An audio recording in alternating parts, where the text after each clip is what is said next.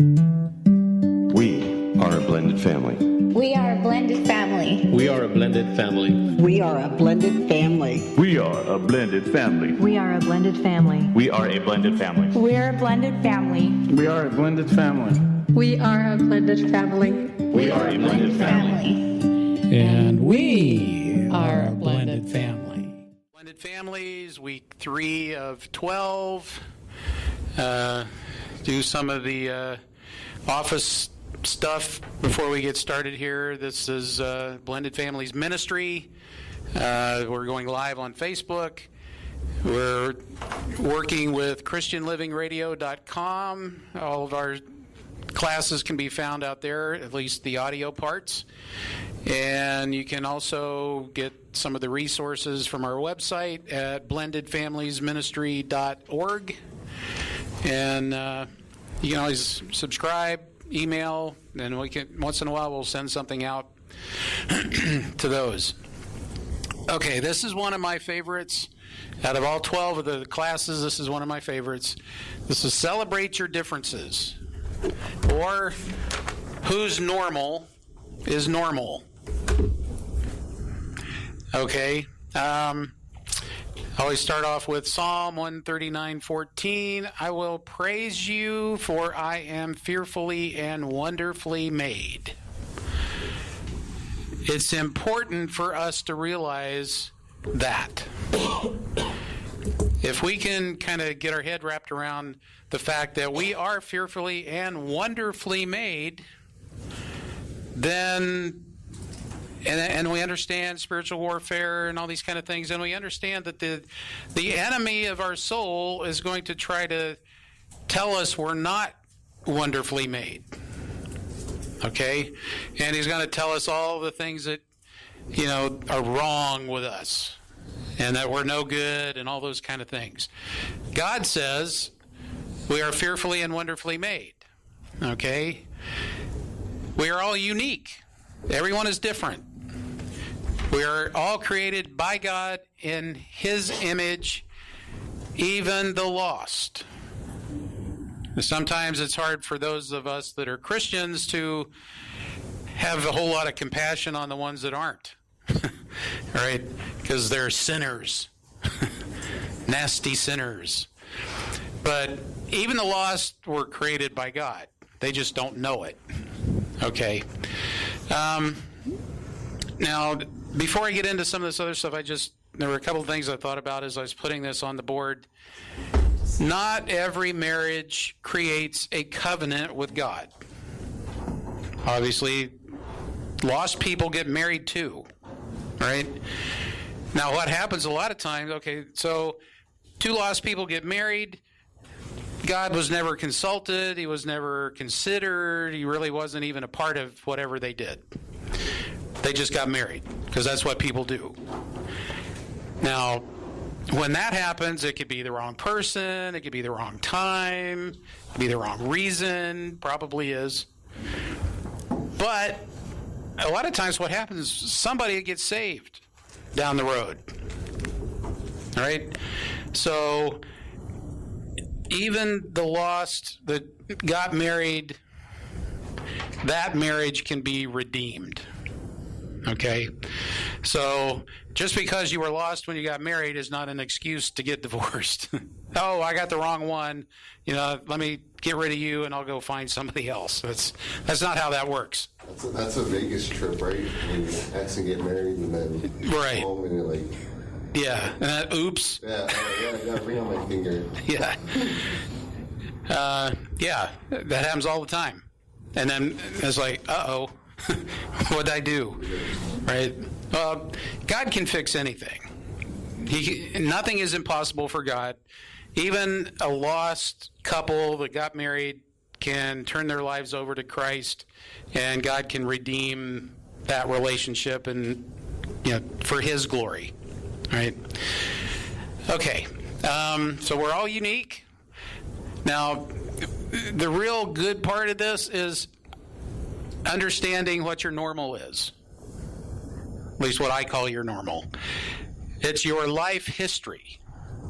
Everything you've been taught as a kid, everything you've learned through your experience of life over the years, that all forms the way you look at the world as your normal. It could be good, it could be bad.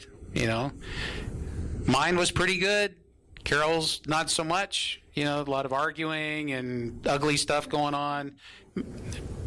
Her dad drank a lot, stuff like that. My thing was like, leave it to Beaver. So, of course, most of you don't even know what that is, but it was normal. Only child. Oil. Yeah, it was normal. And then I met a different normal. Oil. Yeah. Boy, did I. So everything you've experienced, everything you've been taught creates your normal. Okay? So now you meet somebody else and you decide to get married. Well, their normal is going to be a lot different than yours. There may be some similarities because, hopefully we've been taught a lot of the same stuff, but just the different experiences. Somebody could have been abused as a kid, just different parents. They teach you different stuff, different nationalities, all this kind of stuff creates different way of looking at life. So what happens, right? Well, we do have fruit, but it's all cut up, so I can't really do that. I like to say, okay, I got an apple in this hand and an orange in this one. Apples and oranges. Which one is correct? Orange. Wrong. No. Apples. No.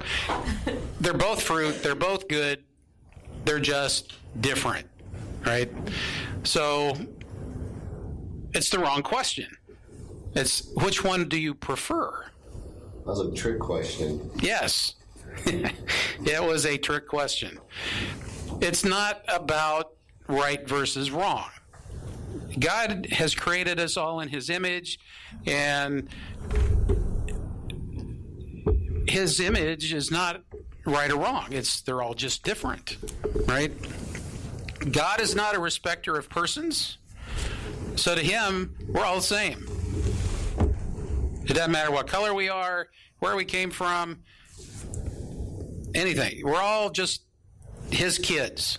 One big blended family, right? So it's important to understand that just because that's the way I grew up doesn't make my way right, okay?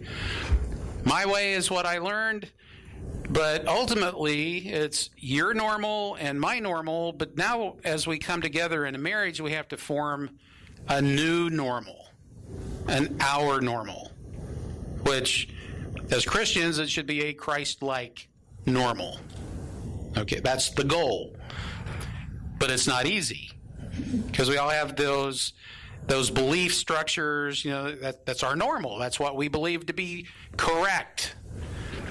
But most of us are way off from what God says, So there's a lot of room for improvement, and it takes a lot of work. It takes, spending time with the Lord, getting in the Word, reading, getting more wisdom and everything.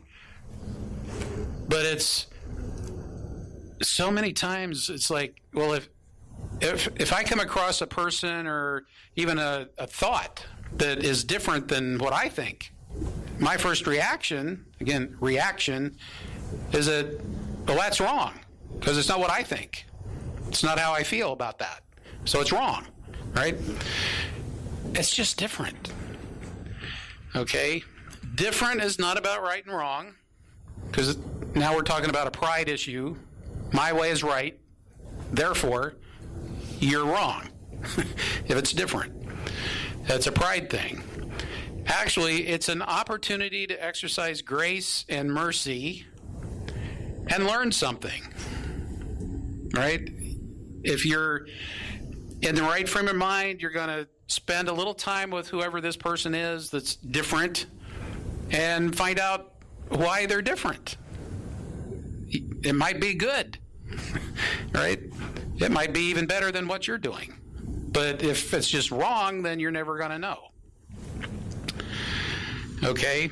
The enemy, or Satan, wants us to fear that which is different, right? Again, it's part of that spiritual warfare thing that's going on. If something is not what we're comfortable with, it's different, so it's uncomfortable usually at first, especially. Then we don't like it. It's just it's too weird. It's different and ew. But if we have that armor on and the shield of faith and the helmet of salvation and all the other parts, then we have the confidence to explore God's kingdom, right? And learn stuff about what's in it. So it's not about, in the Old Testament, everybody had kingdoms. There's kings everywhere, and all the walls around the city, and they were mostly to keep the other people out. In some cases, it was to keep people in, but mostly just to keep all the enemies out. But in God's kingdom, we should be more about exploring outside our walls just to be wiser, learn more stuff. As we explore, we learn more and gain in wisdom and knowledge and everything. So it's the fear that keeps us inside our walls and keeps us from going out and meeting new people and just expanding our circle of influence as a Christian. We're supposed to be out there being the light and the salt. But this fear of different keeps us from being out there. God likes to show off. Okay, he wants us to see his awesome creativity. I mean, there's billions, 6, 7 billion people on the planet right now, somewhere in there. Not one is the same as anybody else. And I don't even know how many billions of people there's been before us, right? God's really not a recycler. He creates, I think in Revelations, all things will become new, right? He's all about creating new stuff. And it's all just more new stuff that's never been. So it's important to just kind of get that worldview that God created everything. He's what holds it all together, and everything is brand new. Even us, once we give our life to Christ, we become brand new. That's who we are. Satan wants us to see what we have done. That's all he's got. You are what you did. And I'm going to keep reminding you of it. All right? God is the future and the hope. So see his creativity and don't be afraid that something is different that you've never experienced. That's kind of what makes life fun. Right? Okay. Communication can be a problem when people are in this right versus wrong mode. It's because if that's where your head is, you don't want to hear something that's different. You just want somebody to say, okay, I agree. You're right. I'm wrong. But if you listen to learn rather than just wait for somebody to stop talking so you can talk, right? And so you're listening to learn and hear what's being said so that you can respond and not just talk back, right? Or a lot of reactions is some people just try to shout you down, talk over you, talk louder than you, right? Just so nobody can hear what you're saying. That's where a lot of people end up. But if you're listening to learn and you're allowing the Holy Spirit to allow the spirits to communicate one to another. If you're really listening, you're listening to what the heart's saying, not just the words.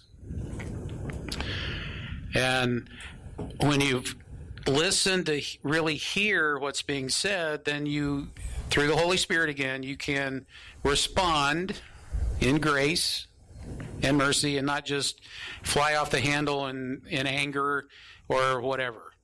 So it's important to really listen. I think it's in premarital. One of the questions at the end of the lesson is, some fill in the blanks, and it's like you have 2 ears and 1 mouth for a reason. You should be listening twice as much as talking. What if you're deaf in 1 ear, though? Well, at least you still have one. So then you got to listen twice as hard with the 1 ear. Okay. And we were showing a clip yesterday that we don't show all the time, but we really need to start showing that too. It's of Mark Gungor, and talking about the differences between stress, how men handle stress and how women handle stress. Yeah. And if you don't know who he is, you need to Google it so you can listen to him. He is awesome. But what we were showing was he first was representing the guy. And so something happened and he was all upset about it. And so he was like this, not talking. And so she goes over and he shows her prancing on over. What's wrong? Talk to me. And he's quiet, and then all of a sudden he's, go away. Because he doesn't want to talk about it. Men take it internally. Well, it's men. Yeah. They take it down internal, and all that. And then he tried to represent the woman. She has to talk to everybody, tell everybody what's going on. And she's so relational, and the head and the brains are a bunch of wire, everything connected to everything. But his instinct is to, okay, stop talking and tell me what I can do to fix it. Mm-hmm. Because that's what he wants to do, is to fix it. That's not what she wants. A female wants you to just listen, to acknowledge, that she's hurt, and hear her. But the way he shows it is it's so funny, really funny. But that's normal. That's how a guy reacts. That's how a woman reacts. That's not wrong. Or, somebody says, why can't they be more like me? Well, because they're not you. They're not. Yeah. But that's a normal reaction. The guy doesn't really say, go away, but that's what he's thinking. He's like, you bother me. Like, he does. Go away, you bother me. And then one of the couples was saying, she says, I just keep after him. Talk to me. Come on, tell me what it is so I can just, come on, tell me. And he just finally just leaves the room, gets out, walks out. Well, see, I say, don't talk to me, leave me alone, don't come near me, and then I'm the one that's bugging him. And then he's like, I thought you said you weren't going to talk. Like, I don't care what I said. That's normal because we are different. But that's part of Mark Gungor's Laugh Your Way to a Better Marriage. Yeah, he's awesome. You can find all that stuff on YouTube. Does he ever tell us how to get you guys out of your nothing box? Does he ever, let me think. No. I don't think so. But it's, We're going to have to reach out to him and tell him to give us that secret. Yeah. And I'm glad you brought it up because, guys like to fix stuff. And what he was saying was if a guy has a problem, he would much rather just go to another guy and tell him, hey, I got this problem, so he can get an answer on how to fix it. Mm-hmm. Right? That's a guy thing. And like Carol said, women generally have to talk it out, whatever it is. They just got to talk about it, all of it, right? And that's why it's good to have girlfriends, right? Because now you can talk amongst yourselves, and if there's 2 or 3, everything gets validated and nothing really gets fixed. It's just I feel better, So it's good. It's about feeling. right? I just want to be validated. Yeah, well, that's the bottom line, and part of listening to learn is validating, The others.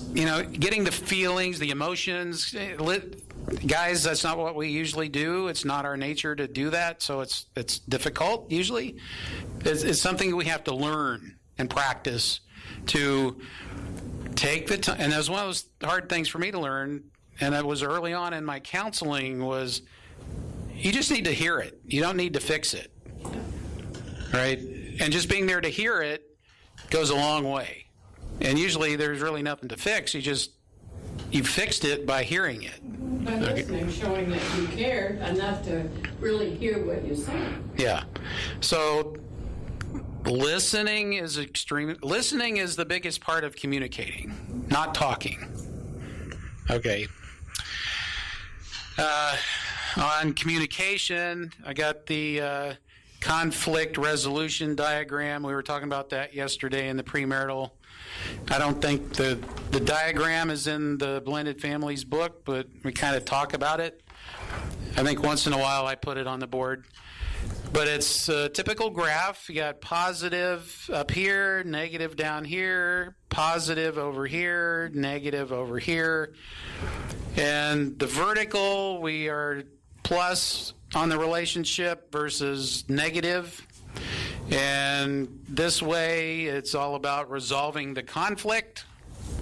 So as we go this way, we're doing much better at actually resolving the conflict, whatever it is. And anything over here is not doing anything for it. Probably making it worse. Okay? Now, we have the avoider. We have the withdrawer. We have the winner down here. And we have the way Christ would do it. And right in the center, this little circle thing is that's compromise. That's where nobody gets what they want. It's kind of like a Middle East peace treaty. They stop shooting, but everybody's waiting for the shooting to start again, right? So you agree to disagree agreeably. Yeah, that's the kind of the best way to, if you just can't seem to find a place of agreement, then that's kind of, you agree, because you're trying to agree on something, so you agree that you haven't been able to agree, but then you have to kind of like set an appointment to come back and talk about it some more. Things, when you've slept on it, things aren't quite as a big deal as they were right now. Tomorrow they're not as big. But compromise, it really doesn't really do much of anything for anybody. For 20-some years of our marriage, I basically just did whatever I could to avoid conflict in the first place. So one who avoids conflict, sort of by definition, gives in to what everybody else wants. They don't have opinions. They don't really have likes or dislikes. They just, okay, whatever you want to do, that's what we'll do. And I was able to do that for 20-some years, and then I couldn't do it anymore, and everything blew up. And then we got into what this is, right? I really didn't realize that's what I was doing, but once we kind of figured this out, I realized, okay, well, that's me. And Carol had a tendency to be either the winner or the withdrawer. Yep. When I was the avoider, she was the winner. But when I started having a voice, trying to be the leader in the home and all that stuff that I never had been, is like, well, who gave you a voice? Yep. Right? You come. So we would, have a discussion about something. Nothing box. I'm kidding. I tried. It didn't work all the time. But we'd get into something, and, now that I had a voice, I was standing up for what I thought was right. Okay? And then she would, we'd be into it for like 10 minutes or 15 minutes or an hour or whatever, and then, well, you're just going to do what you're going to do anyway. And like, we'd be sitting at a table, and she'd just get up and walk away. I'm not going to do this. You're just going to do it anyway. Go ahead. I'm out. Wasting my breath. Yeah. So there was no desire really to try to resolve the conflict. It was a winner that felt they were losing. Okay? So when an avoider starts standing up for themselves, the winner starts thinking, wait a minute, what's going on here? And then all of a sudden they start moving over to this side. And they never really had to fight that hard. You know? The other guy just give in, give in, give in. Oh, that works. That's great. Awesome. But now when this person over here starts standing up and having an opinion, a lot of times this winner ends up over here, which is the negative and negative over here. They're not doing anything to resolve the conflict. It tends to be rather disrespectful. Like, I don't care. So it doesn't help the relationship at all, right? Christ is all about truth and love. So when we do it according to the Word of God, we're resolving the conflict and we're doing good things for the relationship. And that's what we had to start doing because we never did that before. Well, yeah, we had no idea. But The Bible. as you apply the Word of God to whatever the situation is, you find that the relationship gets better because you're resolving differences. And then you're in agreement, right? So that's the best of everything up here. Most of us are over in here somewhere until we get it, okay? But it's a process. It doesn't happen overnight. Oh, that's for sure. I mean, people are stubborn. They don't like to change. Pride. Oh, that's a big deal. And that's what's over here, right? That ego can get in the way. Yeah. I'm not going to let you make me feel like I'm wrong. So I'm out. Right? When you're arguing, she goes, why can't you say you're wrong? Right. Can you just Why can't you admit you're wrong? Why can't you just admit you're wrong? Well, again, we're talking about things just being different. Because they're quite honest with pride. Yeah. And That's I have a video of him telling me he's right, though. No, I'm right. He's like, you're right. I'm like, I got that on video, too. Carol used to threaten to bring out a mirror because I would say stuff and then it'd be bad. And then she'd say something. I didn't say that. Well, I was going to record it. Yeah. You did say that. You and I are the only ones here. I didn't say it. You said it. He said, well, I didn't say that. That wasn't me. And then after a while, we kind of got. Setting the cameras up already, too. Wow. So yeah, His memory is selective memory. Oh sure. Well, Satan was still playing tricks in our house, obviously. Yeah. Because some of the stuff that was coming out of his mouth was so hurtful. And Larry, that's not Larry. That wasn't him at all. And where did that come from? And that's when we really started understanding spiritual warfare. Yeah, big time. I mean, Wow. 23 years, hardly any hiccups, and then all of a sudden everything fell apart. Now we're trying to get godly counsel, and all hell breaks loose. Go figure. But Satan knows there's a future and a hope for you, and he doesn't want you to get there. Now, we had no idea. At that point, we just wanted to survive. Ministry was not on the radar yet. No idea. No clue. And so we experienced a lot of spiritual warfare. Through the process, kind of learned how to deal with it, recognize it. It's half of the battle is just recognizing that you're being attacked instead of just blaming your spouse for whatever. Okay? Your spouse is not your enemy. The devil is. And your flesh gets in the way too, but usually Satan hates marriage because God made it. And whatever he can do to mess up a family, Satan's going to do it. Okay, so a good part of trying to deal with a conflict is giving up your right to be offended. Okay? So many people are just looking for a reason to be offended for something.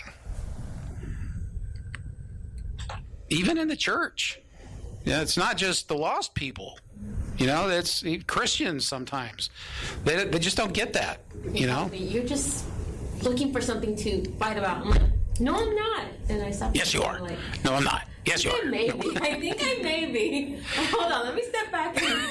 Yeah, well, sometimes you have to back up. Yeah. You're too close to whatever it is to really see it good.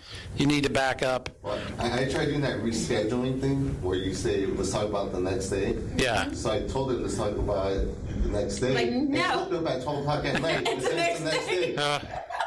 I hear you. We would. Next day. I was like, I'm trying to go sleep. It's midnight. You said we're going to talk about it the next day.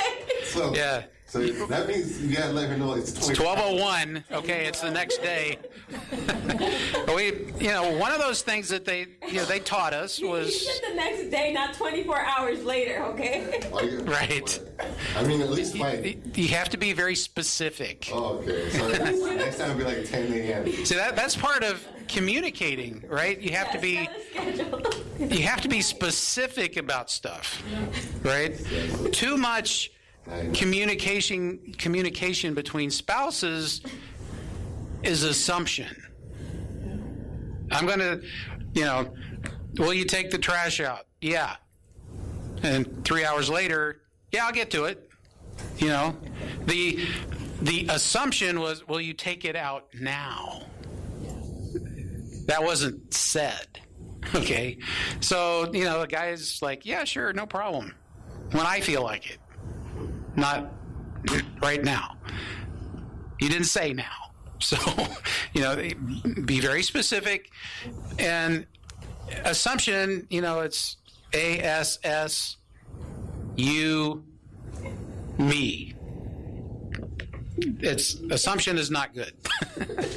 So it gets us in trouble, because most of whatever we're thinking is just made up in our head about whatever's happening. So be on the safe side and say, I'll take out the trash. When you say, in like 3 hours I take it, I'll take out the trash, right? So you don't get, Well, at least now I know to say, can you take out the trash now, please?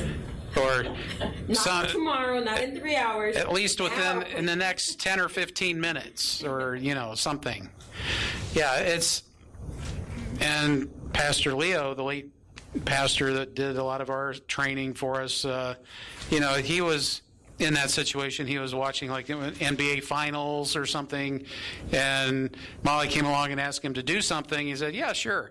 And then, the game was like 2 or 3 minutes left in the game, but it can take 20 minutes to play two, with all the timeouts and commercials and everything else. Well, she was sort of offended because he hadn't done that yet. And it's right at the end of the game. He's like, I'm not leaving until the game's over. And, so there was those assumptions that she asked him to do something. Her assumption was he would just do it right then. But that's not what she said. Well, he's not big on sports, so he can't use that as an excuse. I'll just pause the TV. It's fine. Oh, there you go. If you got the TiVo, that's not that big a deal. But anyway. Now she's going to tell me, just pause your show and go take out the trash now. So. Too bad we have a nothing box. We should have a pause button or something. Okay, so, communication obviously is a big part of being able to resolve conflict. Most of the time we get in trouble because we're really not listening. We just want to get it over with. And just like most guys, just tell me what you need me to fix. Skip all the other stuff. Just tell me what you need me to fix. Just the headlines. That's where you're south. No. Just the headlines.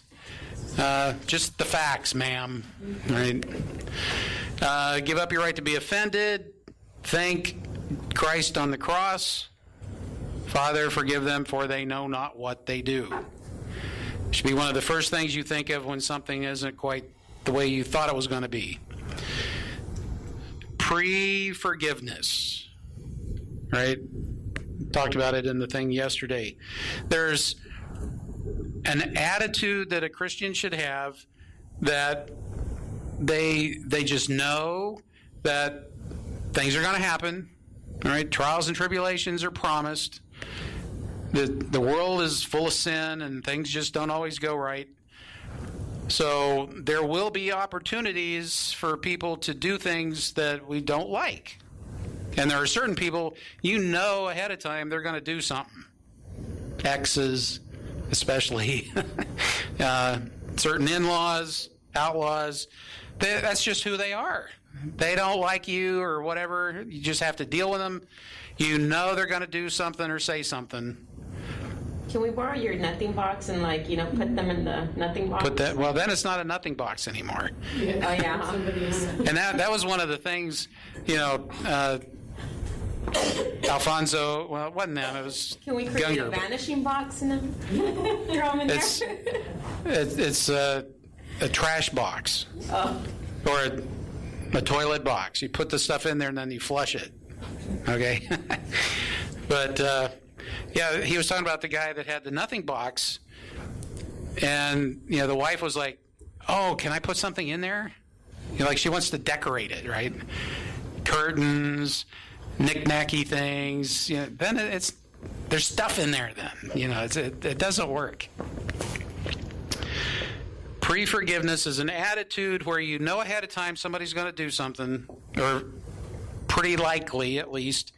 So you kind of prepare yourself to forgive them ahead of time. All right. I go back to the prodigal son, where the son basically told his father, you're dead to me, so I need my inheritance now. And the father's like, okay, here.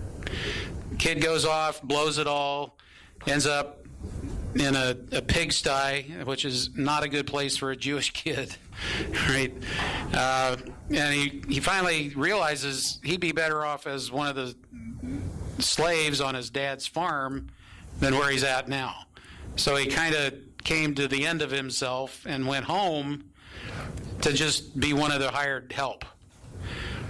And when he got close enough to where the father could see him, the father ran out to get him, and let's put a cow on the barbecue and a robe and a ring and all this stuff. He had forgiven him a long time ago for doing that, so he didn't have to worry about it right then. It's like, oh, there's my kid, that SOB. Should I forgive him for what he did? He already did it, right? So he didn't have to think about it when he had the opportunity to bring him back into the household. And that's kind of the way God works. As soon as we come to our senses and ask for forgiveness, boom, he's ready to. I mean, he's waiting for us to just say, hey, forgive me. And it's done. We already talked about that. James 3:18, I quoted here, and the fruit of righteousness is sown in peace of them that make peace. Oh, okay. On the pre-forgiveness, you said in-laws or outlaws or exes. Right. Just remembering they don't know the word, or they're not saved, or they don't know what grace is or anything. And I just think of Jesus when he said, forgive them for they know not what they do. And they really don't. They don't. They don't understand. Intentionally hurting you or the situation, or they're just responding or reacting. Yeah. So. Right. And as Christians, we have to deal with that according to the Word, right? Which is through forgiveness, grace, and mercy. James 3:18, I just quoted that. Basically, it's better to be a peacemaker more than a peacekeeper. Okay? A peacekeeper is the avoider and the compromiser. You're not really fixing anything. You're just kicking the can down the road, as they say, putting it off, waiting for some other day for whatever this is to come back up again, and then you avoid it again. Okay, whoops. Just took that out. But it takes a lot more work to be a peacemaker because you have to deal with the conflict. But if you're speaking the word in truth and love, you can get somewhere. If you can control yourself, that self-control, fruit of the Spirit, and different things like that, long-suffering, different things, you can work with somebody that's not really that easy to work with. If you're where you need to be, you can work with somebody else that's not quite there with patience and understanding and asking the right questions, listening to the answers, again, speaking the word, truth and love about whatever the situation is. And that's kind of how you become a peacemaker. And peacekeeping, again, it's like that compromise thing, the Middle East peace treaty that's peacekeeping. It's not making peace. That's a big difference. The conflict thing here, don't let the sun go down on your wrath. Like 12:01, okay, you bring it up again? No, it was actually 12 o'clock. Not 12:01, 12 o'clock. 12 and 1 second. It was 12, and then it was 12:05, and then it was 12:15, and he wouldn't wake up, and I was very upset, so I finally let him fall asleep about 12:30, and then he said he didn't get no sleep, but he actually slept all the way through to like about, I woke you up at 9 o'clock in the morning again? Well, I started to do this. The big thing they taught us right off the bat was marriage is spiritual warfare. Your spouse is not your enemy. You pray together daily, and He says prayer is my thing. It's not his thing. It's your thing. Oh. He says it's my thing. Technically, I went over there a couple nights, and she asked me, "Want to go pray with us?" And I said yes. Yeah. So One night out of 5? Well, prophet, priest. He's learning. Yeah. It's a process, right? We have to grow into this, right? Yeah, Prophet, priest, and king. It's the husband's role as the But have you priest. not told me that it's my thing, not yours? Have you not told me that? Well, in the past. I'm getting married. Yeah. Okay. Well, Good. it's Good. so much like us, right? Don't just hear, listen. We'd generally go to bed around 10 or 10:30. We'd do our prayer together right then, right? And we had to change it because mostly one of us would end up going to sleep while the other one was talking, because it was just the lights are out and everything. But a lot of times 11 o'clock, I have a question. That was me. I have a question. It's 11 o'clock. I'm probably asleep already. And then we'd be up till 5. And he had to get up at 6 to go to work. That was when we were really having spiritual warfare. Oh, Yeah, and it would get pretty ugly. It was. And that horse was so dead. See, with me, it's like, no, you're not gonna sleep peacefully if, I'm still hurting. Wake up, Right. Stop snoring. Move, you're snoring again. That's me too. How dare you go to sleep? Yeah. I'm still so upset. Yeah, she would. I one time went out and got the hose and put it on full blast up against the patio door so you hear it, and then wake him up. Nothing. Well, here's the deal, though. When stuff like that was going on, I was afraid to go to sleep. Visions of Psycho Actually, look at him. would He has one come eye in closed, my head. one eye open, and he's still snoring. Okay. So And when I'd be upset about something, I'd be in the kitchen, I'd slam those drawers and throw those pans in there and everything. Man, you guys related? Then I'd calm down, and he'd be sitting there on the couch, and okay. And I said, I just needed you to come in there and give me a hug. Are you nuts? There's knives in there. I am not going in that kitchen. I said, you better, because I just need to know you hear me. You hear how mad I am, upset. You need to come and give me a hug. And so when he tried that, he would tiptoe, and those of you that have been in the house, from the living room, he'd tiptoeing around the corner by the kitchen. How close to that knife drawer is she? Here. You know, it was like I said, it was 4 months of hell. It really was. With stuff like See, that. the thing is, it really upsets me when he's like, "Are you done yet? What do you mean, am I done yet? Like, don't start." And then there we go again. It's like, you just relit the fuse. Yeah. Hey, we've been there. Yeah, been there, done that. Got the T-shirt. All right. Any other comments, questions? You realize it's just different, right? Life and death is more important than right and wrong.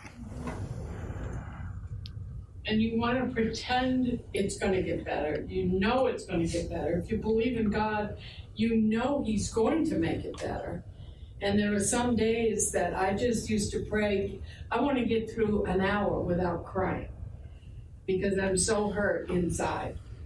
And my counselor would say, I can see you going days without crying. I said, boy, I'm glad you got that vision because I don't. Well, he's been threatening me a lot lately, telling me that, with the covenant, it's forever. You're stuck with me forever, right? And I'm like, okay, well, it's not nice to threaten me, but, I guess we can get through it. Yeah. I do tell that now. We'll be stuck forever, so. Are you threatening me now? Well, there are certain conditions you have to meet, though. Oh, yeah. So. Learning. It's marriage is not about just being stuck. It's we get to be together. Yeah, it's a privilege. I guess I'll just kind of wrap things up with just that. It's tough. So much is attitude. I was thinking about this before we even got started. There's so much that changes based on, are you looking at it from a positive perspective or the negative? Christians should be looking at it from a positive, like 99.9% of the time. Yeah, you put your Jesus glasses on, right? You look at it through God's eyes. You realize even the lost people are created by God. They just don't realize it. They need to see what God looks like, and that's you. Sometimes you're the only Bible people see, and the only reason they may even open one. Right. Well, I don't know what it is about you, but there's something about you that I like. Christian living. Christian Living Radio. It's a lifestyle. Christian living, Christian living. Christian Living Radio. It's a lifestyle. Christian living, Christian living. Christian Living Radio. It's a lifestyle. Christian living, Christian living. Whoa, yeah. Christian Living Radio. It's a lifestyle. Daily lifestyle. Christian living. Christian Living Radio. It's a lifestyle. Lifestyle. Style. Whoa. No.